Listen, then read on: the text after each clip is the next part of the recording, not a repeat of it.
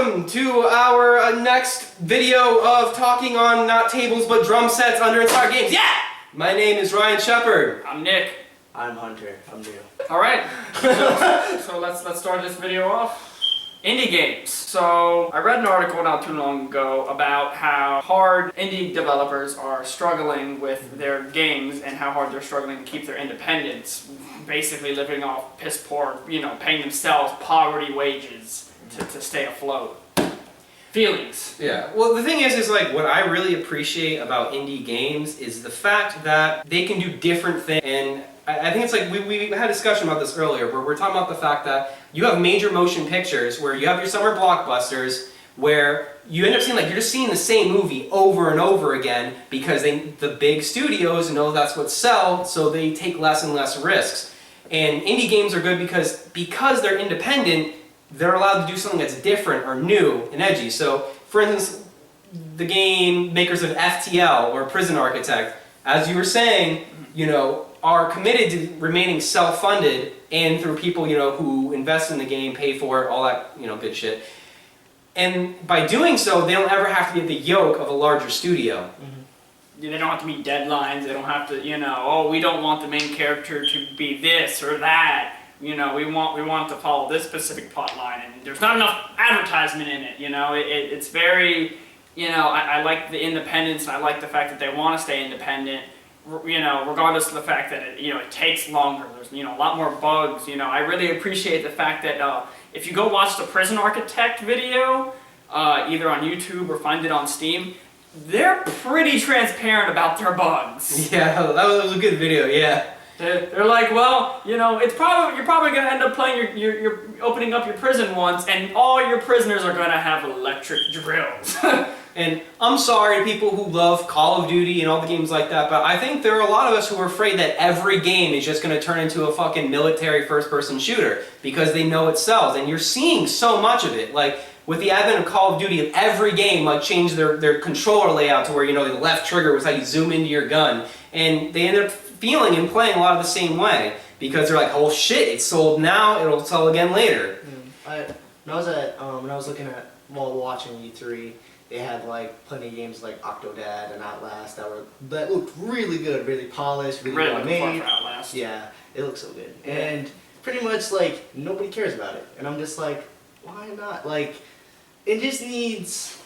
That's why I'm glad it's the Steam sale and stuff. I like how games are more people giving it more indie games are trying. Yeah, especially with Steam's Greenlight. Yeah, Greenlight's a good program. It is, where people basically get to vote and choose, and whatever gets the highest vote, Steam will fund. Yeah. It's just like, here, take money. Well, what were you saying about the PlayStation 4 with their thing with indie games? Well, at E3, PlayStation, because a lot of people are like, how for Xbox they're like exclusive, blah blah blah blah blah. PlayStation, they didn't focus on that this E3. They're just like... There were some exclusives. There were some exclusives, I know, but it wasn't like Xbox, where I was like, you know what I mean? They were showing, in my opinion, they were showing a lot of love to indie developers, because they're they got the indie developers up on the stage, and all these indie games and stuff are owned by Sony now, and they're gonna be making amazing games for us, and they were really supporting that community and being like, yeah, there's these big retail games, but there's also these games over here, you know what I mean? They need love just as much as any other game. I think a lot of spirit of that came from Little Big Planet, because it has that indie feel to it. There's a lot of indie heart to that game, and I feel like it being such a strong staple for PlayStation, they kind of wanted to roll with that feeling. Which, I have to give them major props for what they're doing with indie games, because, that's how we're really seeing diversity, is instead of having everything be in the hand of big studios where, you see the same archetype games all the time with very slight variations. It's just it's the same game with a different gimmick, to be honest. How many games have you played where it's you're a character in a sandbox world where you get some kind of power set that's oddly similar to other power sets, but there's a different reason for it, I mean, a lot of people love the game Infamous, but doesn't it feel like something that's been done before? Yeah, like Prototype. It kind of felt like Prototype, or even Spider-Man, where it was you had this huge free roaming, spectrum, But at the same time, it was like you're playing Mass Effect 2 because there's good and evil and That's whatever. Or even Star Wars games. Star Wars did that first, where it was like you either followed the Jedi path or you followed the Sith path, and whichever you did, you got either like evil badass force choke lightning powers. Fable. Or Fable. Fable did that as well. Fable did that in the first game. I don't think it continued into the third. Well, it did, but I liked it because, you actually saw the effects. Yeah, Fable 2 and 3 weren't fantastic games, but I like how they made it to where the lines weren't so black and white. Like, oh, you're good and good things happen, or oh, you're bad and bad things happen. In Fable 2 and 3, it came more like, it doesn't always run out that way. Like, sometimes there's always good and bad. Yeah, like you're gonna have to give up something for the ultimate good if you really want to be altruistic. Whereas like in Fable 1, you could be the most evil motherfucker ever, and then you could donate 1 million gold, and you were an angel. Oh yeah, that was some good stuff. I love the horns though, and like the trail of flies. We thought, that, come on, when we played that when we were younger, that was awesome. I don't know, me, I've never been able to be evil in a game. I'm sorry, I can't do it. Like, Knights of the Republic is one of my favorite games of all time, and every time I play, I'm like, this time I'm gonna do an evil playthrough. I just can't fucking do it. Like, I'm like, no, I can't just kill this dude. He doesn't deserve to die. Like, I just can't help but be a good guy. It's funny. Because the only game I could be evil in is Infamous, because the powers were so much better for the evil side than they are for the good side. And they do that on purpose. Like, oh, you're good, and you get like all this stuff, but if you're bad, you get blast shards, and you do this, and you do that. You can make a volcano! You get so gypped on the good side. There's this mission that was like, there's this guy, and they're like, oh, you can save this girl, you can take the blast shard and leave. It's like, he's like, fuck you! You punch her in the face and you run with the blast. You know what was also a really good game for choices was Jade Empire. And I don't think Jade Empire really got the love it deserved. It didn't.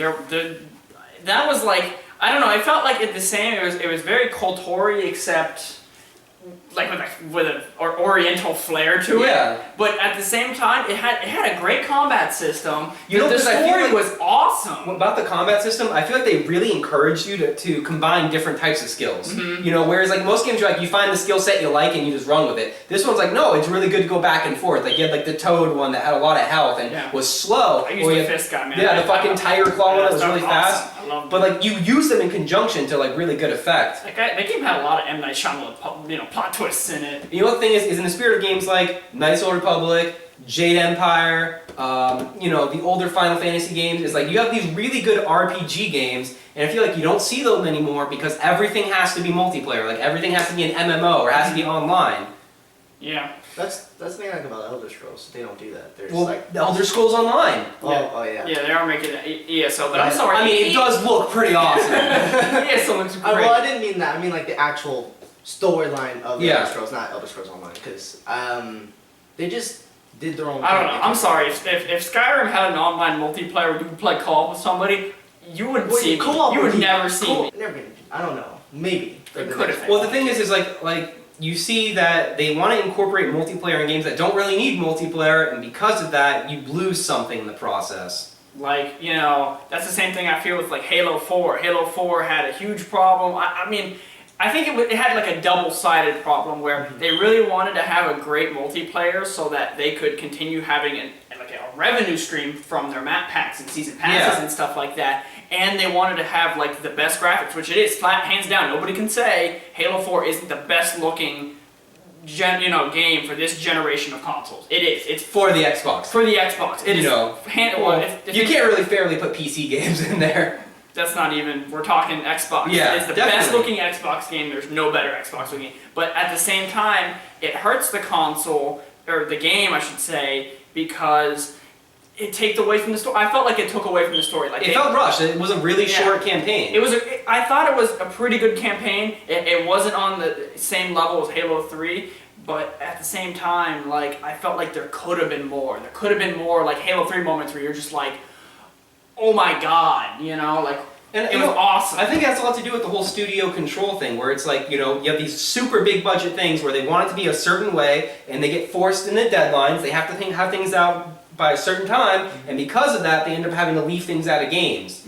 Like how many games have you played where it felt like it was like it just fucking abruptly stops? That's what happened in Knights of the Republic too. Is they even flat out said it. They're like, what happened with that ending? Like it just like suddenly fucking ends, and like they don't explain anything. And they're like, we had a deadline, that's nothing we could do about it. That's why I respect Rational Games, who made Bioshock Infinite.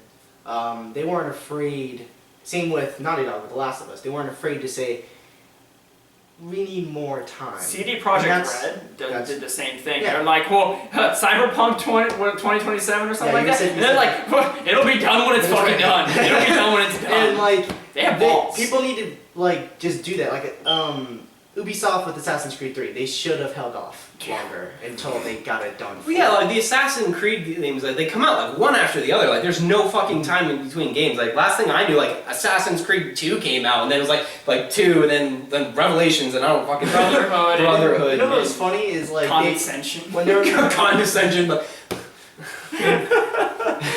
Assassin's Creed, like confusion, like just like random things now. like Assassin's Creed 3 when they were making it, they're like, this has been in development for like 3 years now. You guys Yeah. are late or whatever. And now they're saying the same thing about Assassin's Creed 4 now. I don't know if you've heard that. They're like, It's gonna this be has the- been in development for years now. Are you crazy? I'm like, Like they make like a team, like they have like 18 different teams, each working on a sequel. That's why like the fucking story's all over the place. They're like, oh yeah, there's no Desmond in my game. Oh well, fuck, we'll just kill him off then, dude. Whatever, well let's make it work. But- that's why they're making the games at the same time. They're taking after their inspiration, Zelda. It's just Everywhere. Yeah, it's just all over the place. all over the place. I do like the direction that this is how the No, this is how they you're should have been. biased. You're biased. This is how they should have been the entire time though. Like Without the enemies. I don't like Desmond. Like I know a lot of people did, but that's a conversation for another day. But it should have just been you're an assassin, not oh I'm an assassin. Oh I'm getting so immersed in this world. It's so great. One new email. Okay. oh that's cool.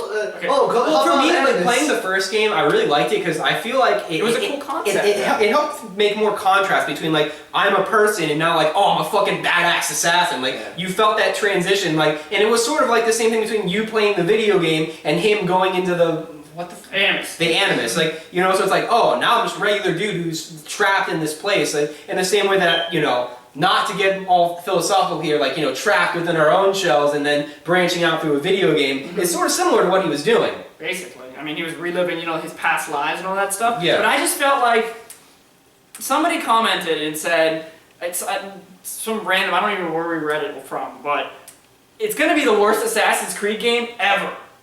But it's going to be the best pirate game that was ever made. Ever. I guess we'll see.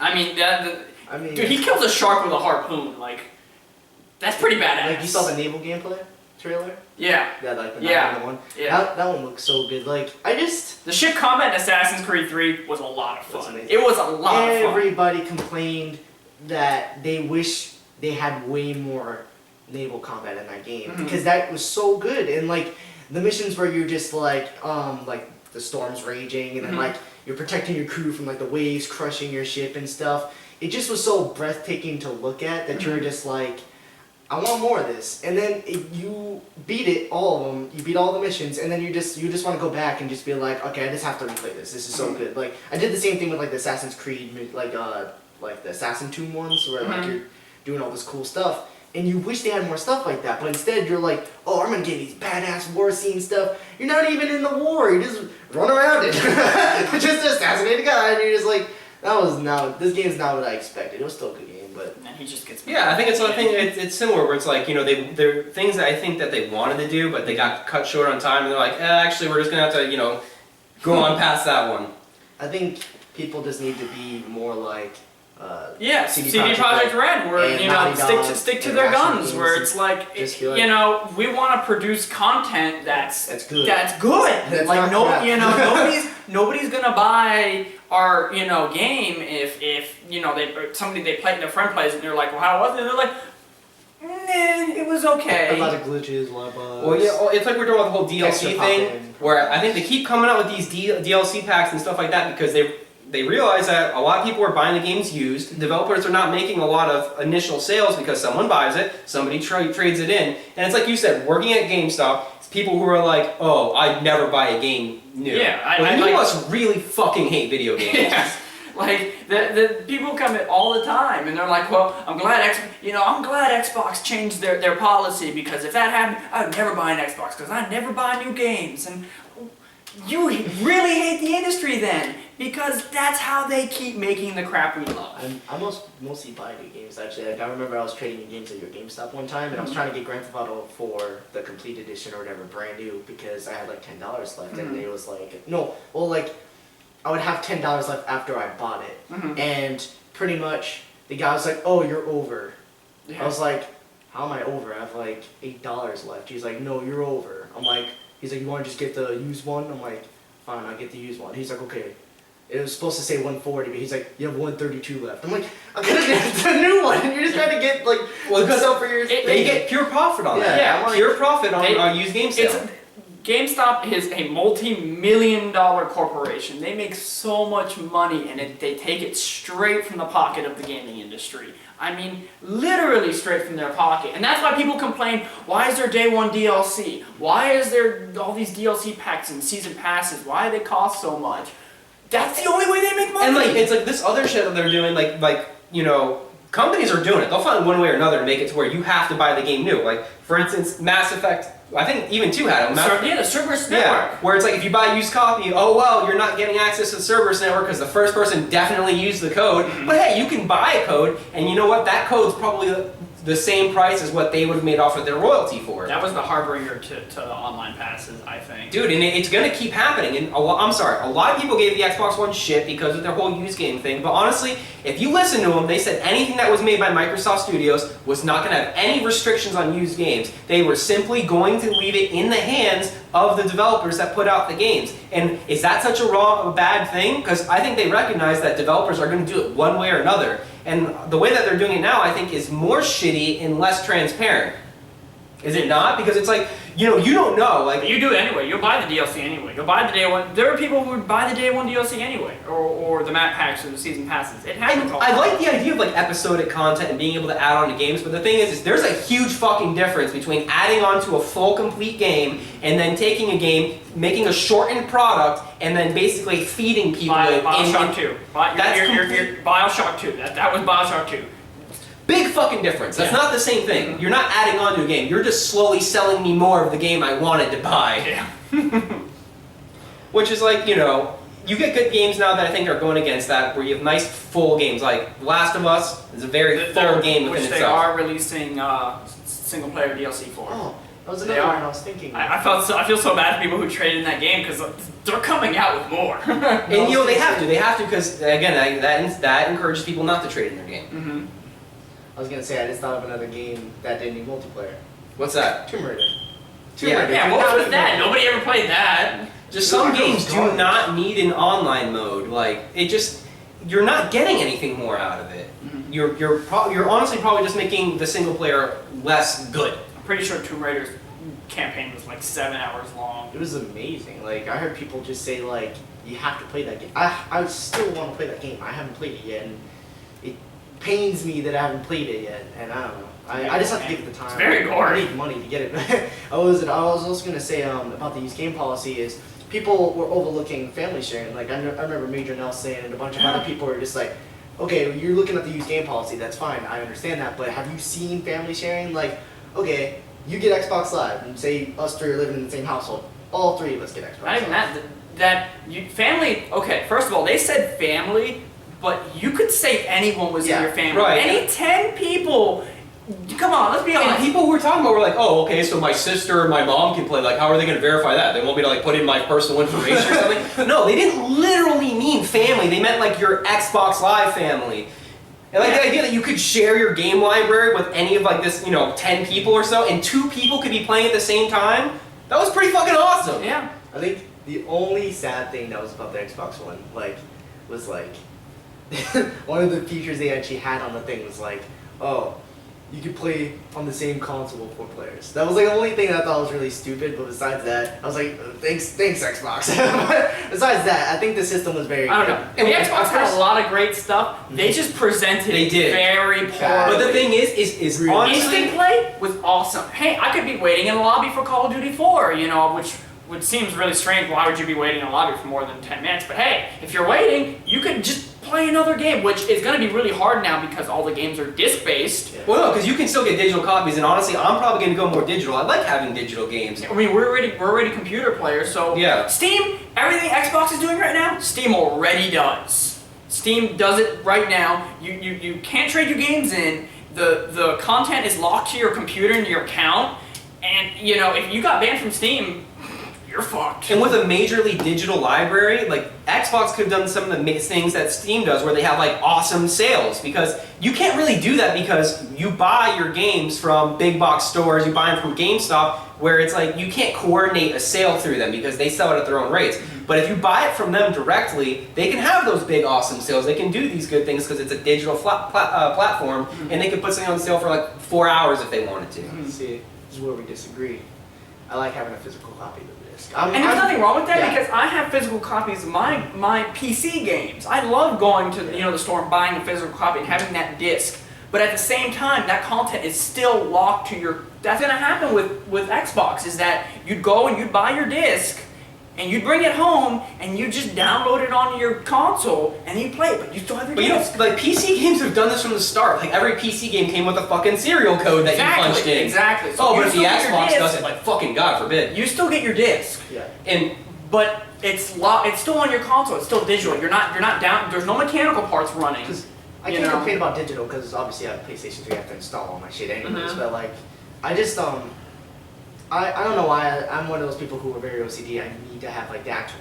Like I feel like I have to. Well, they're collectors. I'm Yeah, the I'm a same way. I collector. love collecting things. well, no, right? I'm the same way too. Don't get me wrong, but it's not the disc because the disc isn't anything. That's just what's holding it. It's like I want other stuff. Like I want game manuals back. Yeah, Like, I want have to those. crack open a case and have like a really big book I could read more. Now it's like you'd be lucky if you get like a sheet of paper that's Yeah. like You thanks for open- buying the game, asshole.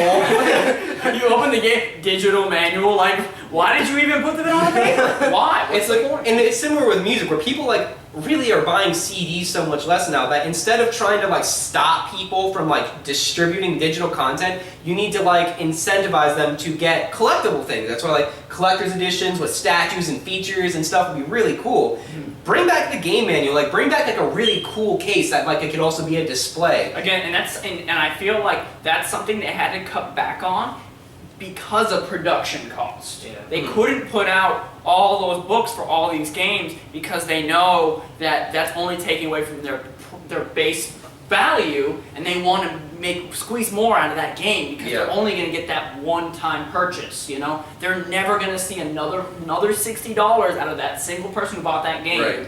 Unless they snap their disc in half Well, and they have to buy Back it. on the Xbox One thing, there is one thing I wanted to mention that I think, Sony did a really good job at E3, but I honestly can't help but feel like they really attacked Microsoft with Xbox and everything. They really took advantage of the fact that people were really unsure about these features. It seemed like it was really shitty, and they definitely fed into that fervor. Like, oh yeah, Here's this is how how you you treat games. on PlayStation, exactly the same way. Like, God forbid they try to pioneer new things in a new generation. Like, PlayStation, things will be the same way they've always been. Like, and that really plays into the fact that, like, people are afraid of change, and people are really, like, there's a lot of trepidation with that. Mm-hmm. And I think that this is partially to cover some of the things that PlayStation did that was kind of, like, a little shitty, where I've not seen anyone complain about the fact that you can no longer play your video games online for free with the PlayStation Network. Now that to play games online, it has to be with the PlayStation 4, it has to be on PlayStation Plus.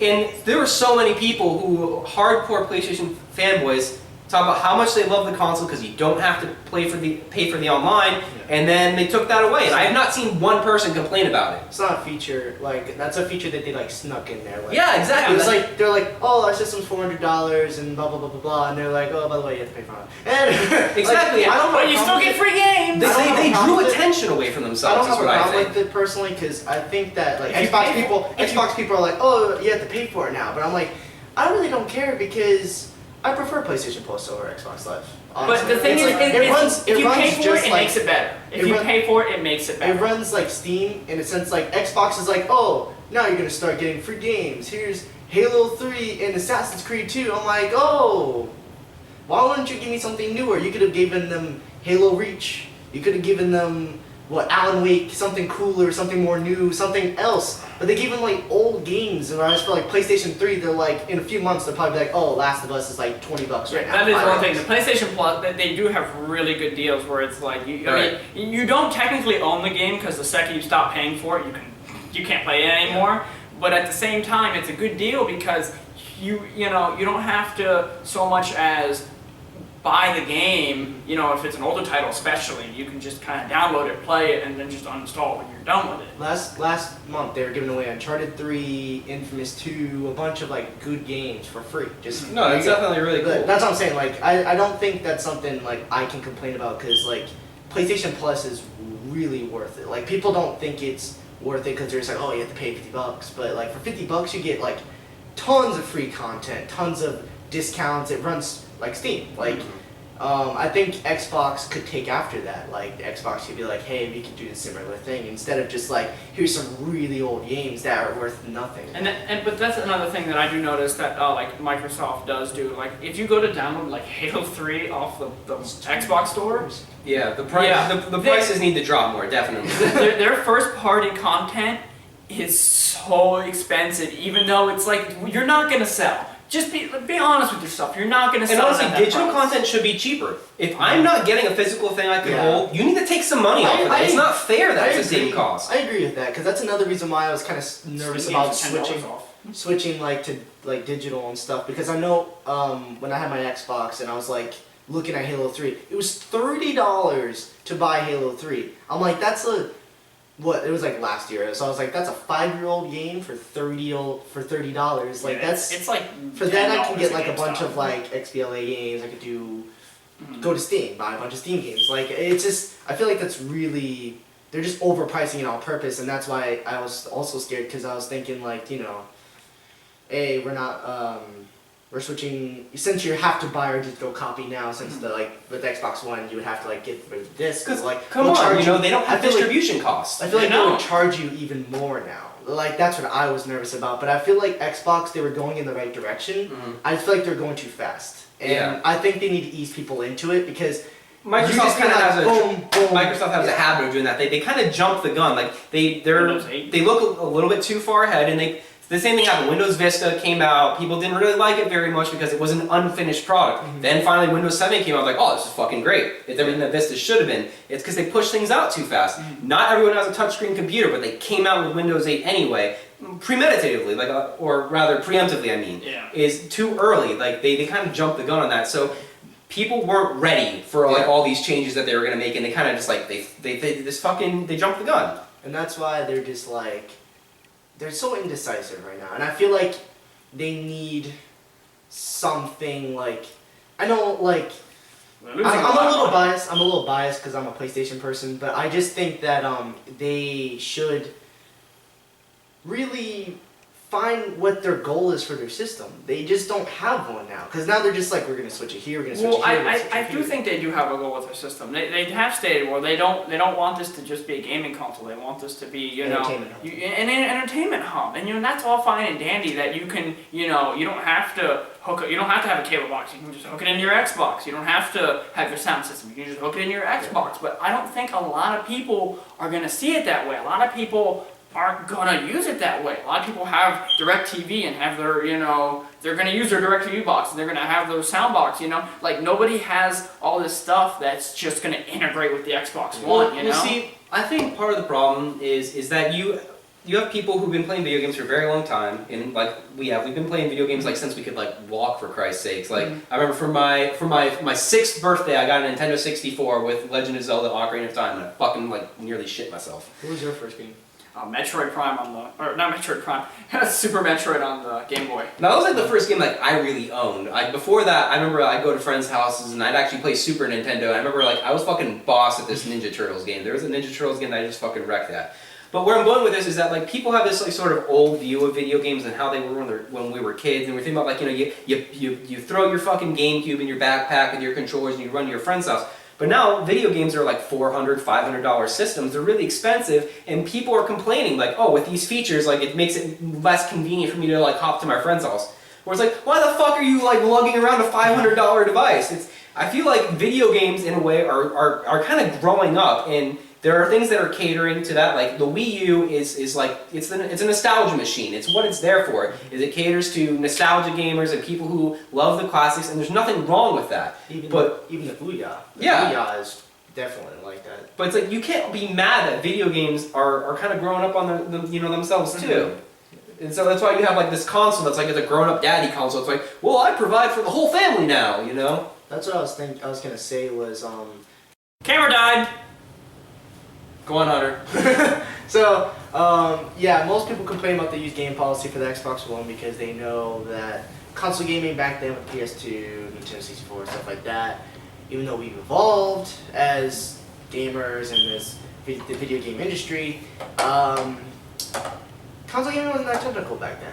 But now, with all these technicalities with the system, like PS3, the Xbox, Legal 360, legal rights, stuff like that, it's not that simple anymore. And developers who are making your favorite games aren't getting paid any money. So these companies that you're not supporting by buying used games, I can are not understand. getting anything. I can understand that people who are on the bottom end, who Yeah, can't really that's- afford I the mean, games, like, you I know. buy used games sometimes too. I just mean like, But if it's everybody, It's like then you're $3. literally killing your own if it's business. like $3 more, like you buy Yeah. a game for $47.99 instead of buying it for $49. It's crazy, yeah. It's Like a new $1 game used, like what do they take $4 off to buy a new copy used? Yeah. Sometimes. It's garbage. It's really not worth it. You're Like, just I fucking just- hurting the developer. Like I feel like if you really love a game, and even if you can't afford to right away, if you buy yourself a used copy, okay. But after a while, try to find an original copy. And I don't think a lot of people do that because no one's like, I already own the game. Why would I buy another copy? If you really love it and you want to support it and you want to see more, go buy an original copy. Or buy the DLC. Fuck, I don't care. You can trade the game in, or not even that, return it. There's like a 7-day return policy on pre-owned. Yeah, I see people who do that. What was it? Some kid came in there and GameStop when you were working, and he didn't want to trade in his game. He wanted to return it, and he's like, and the guy's like, "Oh, is there something wrong with the game? Did you not like it?" He's like, and the kid's like, "No, I'm just done. I don't want it anymore." And the guy's like, "We can really only accept I don't know who it was. Was it Jason? It might have been some GameStop employee, whatever, NPC." He's like, we can't really accept it if you just, you're done with the game. That's trading it in. Mm-hmm. For me, because that's what I would do. Like, if I played a game, I didn't really care for keeping it. I'd be like, oh yeah, this game didn't work. I don't know, I didn't like it, blah blah. So I wouldn't be like, yeah, I already beat the game, so I just want to get all my money back for it. It's not a fucking library. It's not a or- Blockbuster. you're not. Well, library don't pay for it. That'd be pretty cool. But yeah, you're not renting the game. I don't know, and I think Stack of shit. GameFly also is kind of like another bullshit. It does seem kind of It's basically Pandora. Like, you know how, I don't know who it was. Who's that band that took all their music off Pandora? I forget who it was. God, but it's the same reason why you can't find any Tool music online. Mhm. Tool does not. You can't. Well, because Spotify, they don't pay you shit. They don't pay don't. you shit. Like after 1 million views, after 1 million plays of a single song, they've only incurred $1.44. A million, how many lifetimes is that for a 3-minute songs and 1 million plays? It's a long time. It's a lot. If for only $1.44, that you spent so much time putting your soul into this song, you only made $1.44. I mean, fuck it, you know? All right. Well, we know someone's been waiting to talk about this. We talked about The Last of Us a little bit in our last video, and Hunter's here. He's a major PlayStation fan. He loved the Uncharted games, and he's fucking crazy about The Last of Us. So I'm gonna ask you a really difficult question right now, and I'm challenging you to answer Just it. keep asking me questions. Ask me questions. No, this is the hard question. Are you ready? Are you ready? Yes. Tell me why The Last of Us sucked. I don't know. Gun to your head. Gun to your head. I'm holding gun to your head. You have to tell me why this game fucking sucks. What did it get, tens? I don't know. Tell me what's bad about it. Okay, devil's Do I have any advocate. complaints? Do I have any complaints? Okay, just pretend you're someone who hates the game. What is it you could have hated about The it? unpopular opinion. Yeah, do it. Um, But honest things, don't not dumb things. Things that honestly you could see someone hating the game for. complaints. It's not a running game. It's not a game like Uncharted or stuff. Cause some people who don't play, this is how you can tell nobody played. Certain people do not play Last of Us. They're like, it's just Uncharted with zombies. I'm like, No, if you try to go and run up to a guy with a shotgun and shoot him in the face, you're dead. If you stand out in open, out of cover, you're gonna lose life. I'm sorry, if I shoot somebody in the head with a fucking 45 Magnum, called the El Diablo, first of all, They should be shell-shocked at least. like his helmet just flies off. It literally was like ping, and it just like flipped And he off. gets back up and keeps shooting at me with, again, infinite ammo. Okay, don't no. What else sucked about The Last of Us? I think that's another thing, is like some of the computers would not go down sometimes, but that's, a lot of games suffer that from that problem. What else?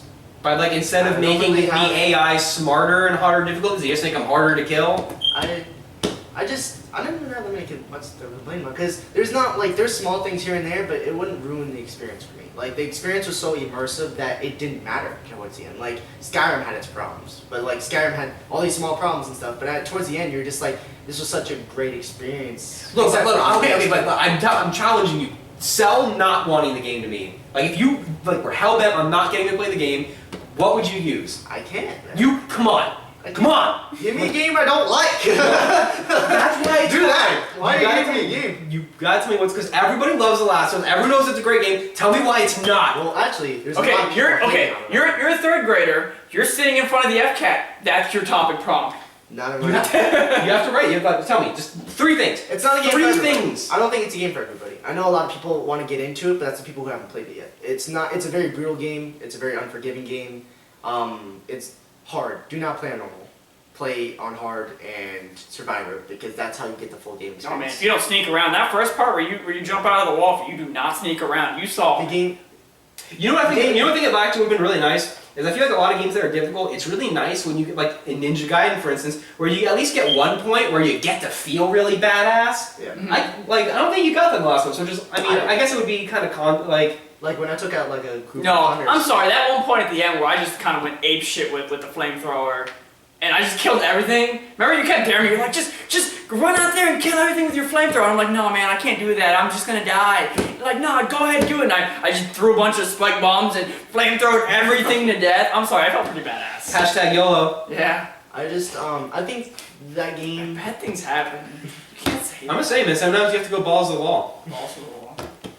I just think that game just didn't have much to complain. Like, it's not much to complain about. But I just think that game's not for everybody, because people say they want to try it, people say they want it and stuff. I don't think everybody's gonna think of it that way. But And you know, a lot of people hated the ending. It's not an ending. I love the ending. I know, I did shit too, with but the there a whole lot of people really didn't like it. And you know, it's not an ending for everybody. It's kind of like Mass Effect. People were just like, people get mad because it ended. Like, why are you mad the way it ended? I love the way it ended, because it's a very It left- sad game. It Like, left a lot for like you to think about, you Yeah. know? and that's good and not Yeah, bad. yeah. Like, Inception doesn't just like, oh hey, look. It makes you think. It's not a bad thing, people. Like, The Last of Us, the ending was so, to me, brilliant. It's one of my favorite game endings of all time, because it just, you're just like, why? But I understand why he did it, because it just, but. All right, no spoilers. We're not Yeah. going to I'm not spoiler taking spoilers. territory. I didn't say anything. Okay. I'm just saying- Dangerous walk. Okay. I'm just saying, I think Okay. it annoys me though. It doesn't annoy me, but like, people always say, this is Ellie's game, and then it's Joel's game. Like, this is such a Yeah. sad story about Joel's life and his relationship. It really told, and yeah, him it told a lot about it. trying to distance himself from people, and when he finally breaks that barrier down and let He his gets guard injured. down, He got just injured. he just, like, I can't do spoilers, but just the ending really takes you by surprise, and they don't just go the generic route where just like, can't say anything, but And this they is why it's bad. go around it. This is why it's a terrible game, right? It's just, I don't know, like, Naughty Dog is great with storytelling, and I think there's one of the most talented teams. It's my favorite team. Like, Uncharted for each game went in a different direction you did not expect it to go. The direction they went was different, and not everybody liked it, but at the same time, you have to realize this is their story. This Yeah. is not your story. Like, No, I really appreciate that they didn't pull their punches on it, which Yeah. is you gotta respect that. I think the games is a really, like, the game actually made me tear up at times. Like, No, the first 20 minutes in, Yeah. I like, cried my think little eyes out. one of the parts that are very, I guess you could say, unappreciated at a time. This isn't really a spoiler, but it's the time when, after you first see the giraffes, and you're by that camp and you're scavenging and stuff, the time when Joel actually first opens up about Sarah. Like, and he actually talks to Ellie and doesn't say, let's stop talking. Ellie started it first. Yeah. Ellie, because remember she wasn't talking to him about it, and she's the one who brought it up to him. Yeah. And the first time you actually saw him open up, and you can hear Troy Baker like holding back feelings of just his character having regret of what happened and how he could have changed it. And it was such an emotional part, and still to this day it gets me teary-eyed. But like, and then he gives her the picture of his daughter, and you know it's the picture of the daughter, and you'd still like, you're just like, this is so fun. And again, when we have our segment about The Last of Us. Yeah, more later. We'll go more into it, but You did a shitty job of telling me why to hate the game. I can't hate the game. Disappointed. I can't hate the game. Okay. You hate Legacy of Kain? Find something to hate about it. You're just Okay, guys. Okay, I think we've had enough conversation for today. Go to our Tumblr. We're still doing our giveaway. Give away posters every goddamn day for free. Oh. Yeah, underinspiredgames.tumblr.com. Subscribe to our YouTube. Do it. Just subscribe. Just do it. Might have some DVDs on giveaway too. Later. Yes, later. Hey, we might give away DVDs. There's a world full of magic. We're gonna do some Let's Plays coming up in this week. We haven't done anything really recently because a lot of things have been going on. And so Zombie apocalypse. Have a good night, everyone. Also, comment, give us suggestions on things that we should talk about, video games we should We'll play. talk about it. Fucking just feedback. Do it. Comment on what your thoughts on about the Xbox One. Comment on what you think about the Anything video game Anything related. we talked about. I mean, hell, we'll do movies too. Yes. Give it to us. Especially all three of us are movie people. Like. All right, we love you guys. Thanks. Thanks for